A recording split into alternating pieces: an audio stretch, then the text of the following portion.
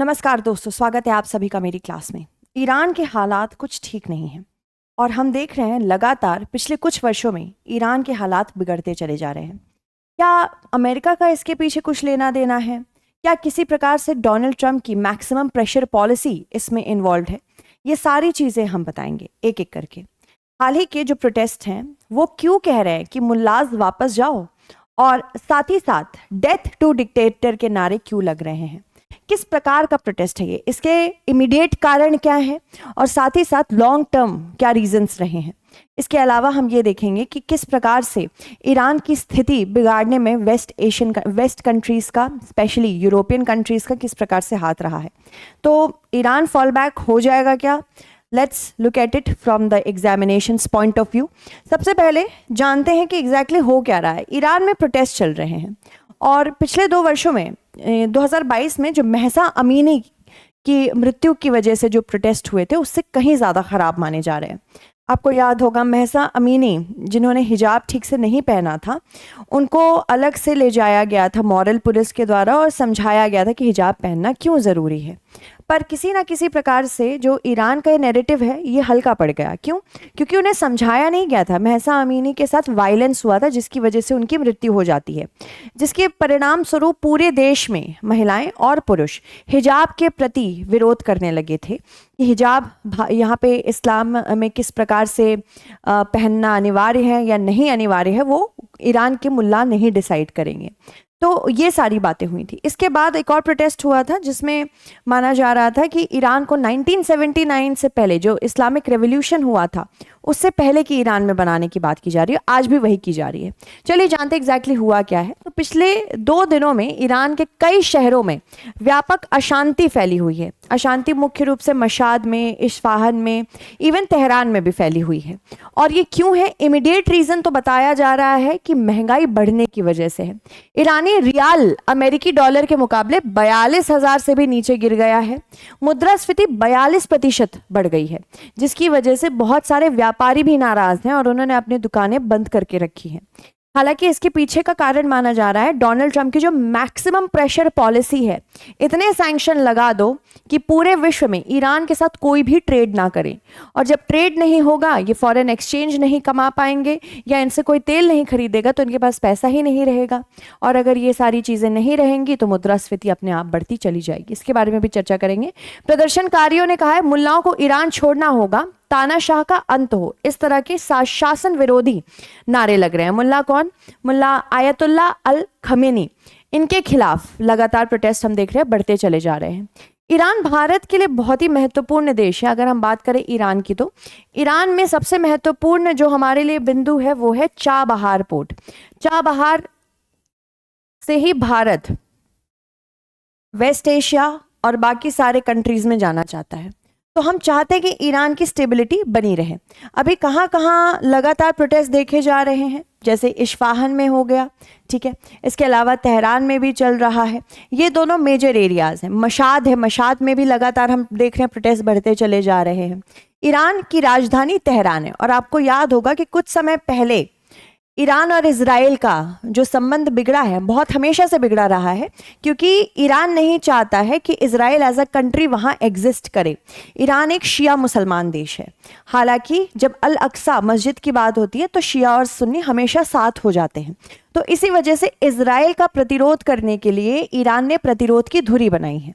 प्रतिरोध की धुरी में हमास है, सीरिया से है, और साथ ही साथ लेबनान से है। लेबनान में माफ़ कीजिएगा, अगर हम बात करें लेबनान की तो लेबनान पूरा नहीं है। लेबनान में हम जानते हैं हिजबुल्ला भी प्रतिरोध की धुरी का भाग रहा है। तो ईरान के ऊपर लगातार इजराइल और अमेरिका प्रेशर डाल रहे हैं कि आपको अपने यूरेनियम के एनरिचमेंट को कम करना है। आपको याद होगा एक और ऑपरेशन लिया गया है कुछ समय पहले ही, Operation Midnight Hammer. Operation Midnight Hammer के तहत ही ईरान के बहुत सारे यूरेनियम एनरिचमेंट पावर प्लांट्स को बेसिकली ख़त्म कर दिया गया है। तो ईरान के ऊपर लगातार प्रेशर बढ़ता चला जा रहा है, एक तरह से जस्टिफिकेशन देने का कि ये जो करंट गवर्नमेंट है, करंट डिक्टेटरशिप है, वहाँ के लिए कितनी सही है। ठीक है। तो इसी वजह से ईरान हमारे लिए महत्वपूर्ण है। ईरान मुख्य रूप से आप देख सकते हैं ये इराक के साथ अपनी सीमा साझा करता है, तुर्की के साथ करता है, अजरबैजान के साथ करता है, तुर्कमेनिस्तान के साथ करता है, अफगानिस्तान और पाकिस्तान के साथ अपनी सीमा साझा करता है। ठीक है। जाग्रोस माउंटेन्स इसके पश्चिम में पड़ते हैं। बहुत सारे इंपॉर्टेंट एरियाज थे जैसे कि बुशहर में हमें पता था इनका यूरेनियम प्लांट था। ठीक है। इसके अलावा बंदर अब्बास ये इनका एक पोर्ट है, हालांकि ये ओशन से संबंधित पोर्ट नहीं है, भारत इसमें भी इन्वेस्टमेंट करने की सोच रहा है। तो ईरान हमारे लिए महत्वपूर्ण है। दक्षिण में आप देखेंगे, दक्षिण पश्चिम में यह फारस की खाड़ी से अपनी सीमा साझा करता है और यहाँ पे एक बहुत ही संकीर्ण सा जलडमरू मध्य है, हॉर्मुस जलडमरू मध्य। ये भी बहुत महत्वपूर्ण है भारत के लिए क्योंकि तेल का बहुत ज़्यादा ट्रांसफर और व्यापार इसी क्षेत्र से होता है। उत्तर में ये कैस्पियन सी से अपनी सीमा साझा करता है। इसके अलावा उत्तर में ही एल्बर्स माउंटेन्स भी इसके प्राप्त होते हैं। तो ये सारी चीज़ें आपको मैप के पर्सपेक्टिव से आनी चाहिए क्योंकि क्वेश्चन इसके बनते हैं। इसके अलावा अगर हम बात करें तो प्रदर्शन की प्रकृति किस प्रकार से बताई जा रही है, माना जाता है जैसे चाइना के तियानवेन स्क्वायर में एक प्रोटेस्ट हुआ था, बिल्कुल उसी की तरह लग रहा है। काफ़ी सारे ट्वीट्स का यही कहना है। इसके अलावा अगर हम बात करें तो तेहरान, मशहद, इस्फहान, शिराज और बहुत सारे शहरों में प्रदर्शन लगातार बढ़ता चला जा रहा है। मध्य तेहरान के एवं ग्रैंड बाजार विरोध प्रदर्शन के प्रमुख केंद्र बने हैं। इसके अलावा कुछ नारों में शाह का उल्लेख भी किया गया है, जो 1979 से पहले का जो ईरान था, बहुत ही मॉडर्न सोसाइटी थी ईरान की। इस्लामिक रेवोल्यूशन के बाद ये काफ़ी ज़्यादा संकीर्ण हो गई। ईरानी सरकार समाचार एजेंसी बोलती है कि ये जो प्रदर्शन हो रहे हैं कोई बहुत खतरनाक प्रदर्शन नहीं है, बस ये जो आर्थिक तंगी ईरान में बनी हुई है उसी से संबंधित है, जो कि पार्शली ट्रू है। हाँ, आर्थिक तंगी है इसमें। हालांकि आर्थिक तंगी क्यों आई इसके बारे में भी जानना चाहिए, थोड़ा सा बैकग्राउंड आपको पता होना चाहिए। जब भी कोई एग्जाम की तैयारी करते हैं पृष्ठभूमि पता होनी चाहिए। तो पृष्ठभूमि की अगर हम बात करें, शुरुआत होती है ईरान के न्यूक्लियर एनरिचमेंट से। परमाणु ऊर्जा बनाने के लिए ऐसा इसका कहना था कि हम परमाणु ऊर्जा लेना चाहते हैं यूरेनियम की मदद से। हालांकि इजराइल और यूएसए कहते हैं कि ये किसी प्रकार से परमाणु ऊर्जा के लिए नहीं किया जा रहा है, ये परमाणु हथियार बनाने के लिए किया जा रहा है। अब जैसे कि मैंने बताया, इजराइल के टोटली अगेंस्ट है ईरान। ईरान किसके जरिए, अब ईरान इजराइल के साथ अपनी सीमा साझा तो करता नहीं है, तो इजराइल के प्रति ये एक एक्सेस ऑफ रेजिस्टेंस, प्रतिरोध की धुरी बनाता है। और प्रतिरोध की धुरी में कौन कौन शामिल है? सीरिया से ये हमला करता है, हमास की मदद से हमला करता है इजराइल पे, और हिजबुल्लाह की मदद से करता है। तो जब इतनी सारे छोटी छोटी निकाय वहां पे प्रॉक्सी वॉर करते हैं इजराइल में, तो यूएसए इजराइल के साथ खड़ा हो जाता है कि हमको ईरान को निस्तनाबूद करना है। तो बेसिकली हम कहते हैं इसको एग्जिस्टेंशियल एनिमीज हैं, इजराइल ईरान का और ईरान इजराइल का। इजराइल यूएसए, माफ कीजिएगा, ईरान यूएसए का और यूएसए ईरान का। ये चाहते ही नहीं है कि ऐसे देश हों, यानी कि ईरान नहीं चाहेगा कि इजराइल और यूएसए एग्जिस्ट करें और वाइस वर्सा। और इसी वजह से इस यूरेनियम एनरिचमेंट को रोकने के लिए सैंक्शंस लगाए गए थे कि आप जब तक यूरेनियम एनरिचमेंट नहीं बंद करेंगे जिससे आप परमाणु हथियार बना सकते हैं, तब तक हम आपके ऊपर सैंक्शन लगाते चले जाएंगे। सैंक्शन क्या होता है कि ये व्यापार विरोधी होता है। कोई भी देश इसके साथ डॉलर्स में व्यापार नहीं कर सकता, और अभी हमें पता है कोई और ऐसी करेंसी उभर के नहीं आ रही है। जो भी उस देश के साथ किसी प्रकार का ट्रेड या व्यापार करेगा उसके ऊपर भी सैंक्शन लग सकता है। जैसे कि भारत को अभी 6 महीने की छूट दी गई है कि आप चाह बाहर 6 महीने तक बना लीजिए जितना बना सकते हैं, अक्टूबर में दी गई थी, तो अब 2 महीने तो पास हो गए हैं। अब 4 ही महीने में जितना जल्दी जल्दी हमको चाबहार पोर्ट डेवलप करना है हम करें, उसके बाद अगर हम करते हैं तो हमारे ऊपर भी सैंक्शन लग जाएंगे। तो ये भी एक इशू है। और इसी वजह से जब 2015 में डोनाल्ड ट्रंप की सरकार ने देखा था कि 2015 में बेसिकली डोनाल्ड ट्रंप की सरकार नहीं थी उस समय, डोनाल्ड ट्रंप की सरकार 2016 से बननी शुरू हुई है। ठीक है, तो अगर हम बात करें पर्टिकुलरली 2015 की, तो एक ट्रीटी साइन हुई थी, joint comprehensive plan of action. इसमें यूएसए था और यूएसए के साथ अन्य कंट्रीज भी थी जिन्होंने कहा था कि ठीक है, ईरान अगर यूरेनियम एनरिचमेंट परमाणु ऊर्जा के लिए कर रहा है तो ठीक है, नहीं तो अगर ऐसा नहीं कर रहा है, ये हथियार बनाने के लिए कर रहा है, तो हम इसके ऊपर सैंक्शन लगा सकते हैं। इंटरनेशनल एटॉमिक एनर्जी एजेंसी ने कहा कि नहीं, ये परमाणु हथियार के लिए नहीं कर रहा है, बस ऊर्जा के लिए कर रहा है। पर जब डोनाल्ड ट्रंप की सरकार बनी तो उन्होंने उससे विड्रॉ कर लिया।